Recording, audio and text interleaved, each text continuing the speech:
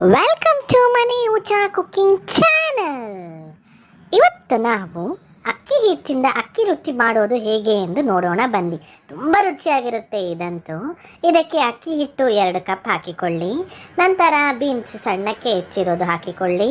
ಆಮೇಲೆ ಇದಕ್ಕೆ ಯಾವುದದು ಕುಕ್ಕುಂಬರು ತುರಿದಿರೋದು, ಕ್ಯಾರೆಟ್ ತುರಿದಿರೋದು, ಪಾಲಕ್ ಸೊಪ್ಪು ಸಣ್ಣಕ್ಕೆ ಹೆಚ್ಚಿರೋದು, ಸಬ್ಬಕ್ಕಿ ಸೊಪ್ಪು ಸಣ್ಣಕ್ಕೆ ಹೆಚ್ಚಿರೋದು, ಆಮೇಲೆ ಪುದೀನ ಬೇಡ, ಕೊತ್ತಂಬರಿ ಸೊಪ್ಪು ಒಂಚೂರು ಸಣ್ಣಕ್ಕೆ ಹೆಚ್ಚಿರೋದು, ಕ್ಯಾಪ್ಸಿಕಮ್ ಇದ್ದರೆ ಕ್ಯಾಪ್ಸಿಕಮ್ನೂ ಸಹ ನೀವು ತುರಿದು ಬಿಟ್ಟಾದರೂ ಹಾಕ್ಬೋದು, ಸಣ್ಣಕ್ಕೆ ಹೆಚ್ಚಿಬಿಟ್ಟಾದರೂ ಹಾಕ್ಬೋದು. ಈರುಳ್ಳಿ ಅವಶ್ಯಕತೆ ಇಲ್ಲ, ನಾವು ಈರುಳ್ಳಿ ಬಳಸಿಲ್ಲ ಇವತ್ತು. ಎಲ್ಲ ತರಕಾರಿನೂ ಹಾಕ್ಬೋದು. ಆಮೇಲೆ ಹೀರೆಕಾಯಿನೂ ತುರಿದು ಬಿಟ್ಟು ಅದರದ್ದು ಎಲ್ಲ ಸೈಡ್ಸ್ ಎಲ್ಲನೂ ನಾವು ಪೀಲ್ ಮಾಡಿಬಿಟ್ಟು ತುರಿದ್ಬಿಟ್ಟು ಹಾಕ್ಬೋದು.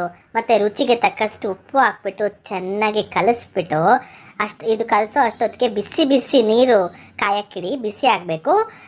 ಇದಕ್ಕೆ ಬಿಸಿ ನೀರು ಹಾಕಿದ್ರೆ ತುಂಬ ರುಚಿಯಾಗಿರುತ್ತೆ, ತುಂಬ ಟೇಸ್ಟಾಗಿರುತ್ತೆ ಈ ಅಕ್ಕಿ ರೊಟ್ಟಿ ಅಂತೂ. 1 ತಿನ್ನೋರು 2 ತಿಂತಾರೆ, ಅಷ್ಟು ಟೇಸ್ಟಿಯಾಗಿರುತ್ತೆ.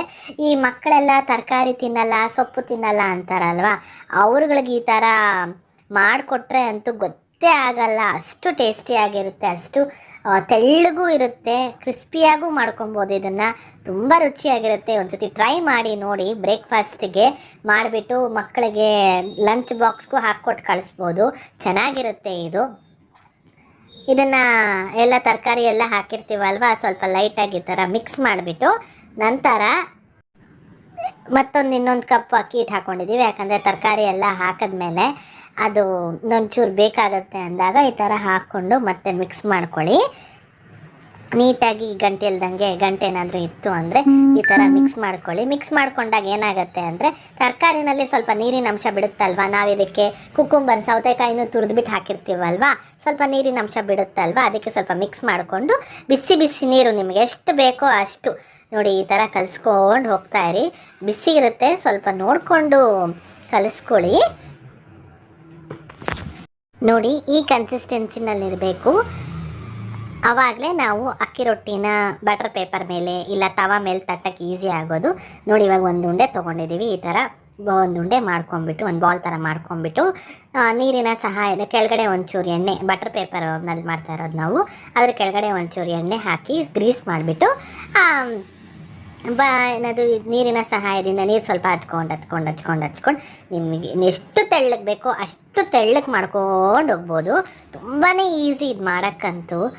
ಬಟರ್ ಪೇಪರ್ ಇದ್ದರೆ ಅಂತೂ ಇದ್ದಿದ್ದು ಈಸಿ. ಒಂದು ತವಾ ಮೇಲೆ ಹಾಕ್ಬಿಟ್ಟ ಅಂದರೆ, ಒಂದು ತವಾ ಮೇಲೆ ತಟ್ಬಿಟ್ಟು ಇಟ್ಬಿಟ್ಟ ಅಂದರೆ ನೆಕ್ಸ್ಟ್ ಎಲ್ಲನೂ ಬಟರ್ ಪೇಪರ್ ಮೇಲೆ ಈ ಥರ ತಟ್ಕೊಂಡು ಹೋಗ್ಬೋದು. ತುಂಬ ರುಚಿಯಾಗಿರುತ್ತೆ. ಒಂದು ಸತಿ ಟ್ರೈ ಮಾಡಿ ನೋಡಿ, ನಿಮಗೆ ಗೊತ್ತಾಗುತ್ತೆ.